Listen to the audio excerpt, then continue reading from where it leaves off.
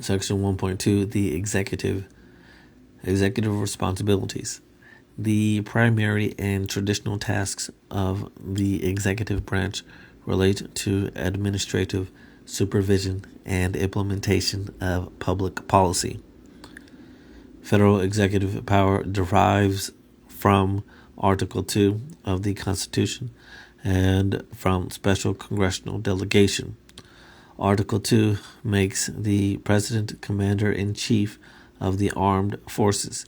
It also authorizes the President to make treaties and appoint public officials subject to Senate approval, and to take care that the laws be faithfully executed. As Chief Executive Officer, Head of State, Head of Government, and Head of a titular political party, the President holds perhaps the greatest locus of power in the world. Yet, in many ways, presidential power also remains subject to potentially sharp limitation. While the President may appoint public officers, he may not create the offices themselves.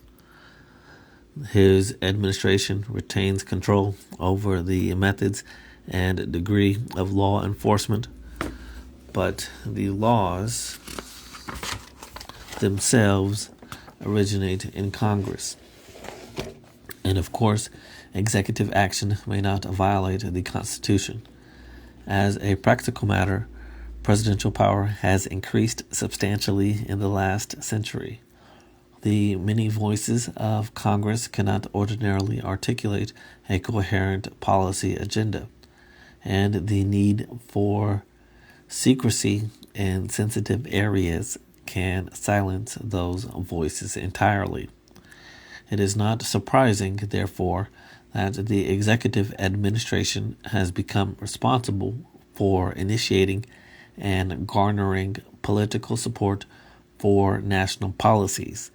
It is the President to whom those seeking introduction of new programs inevitably turn. Congress may ratify, reject, or modify the President's proposals, but it initiates few of its own. And the President, for his part, may reject any congressional formulation by veto.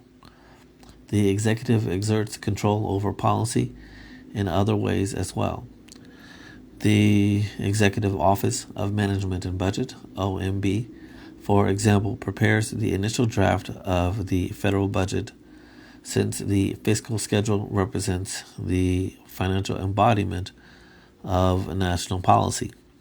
And although Congress alone has the ultimate say over how the money and how much of it is spent, the Office of Management and Budget's first cut sets the stage.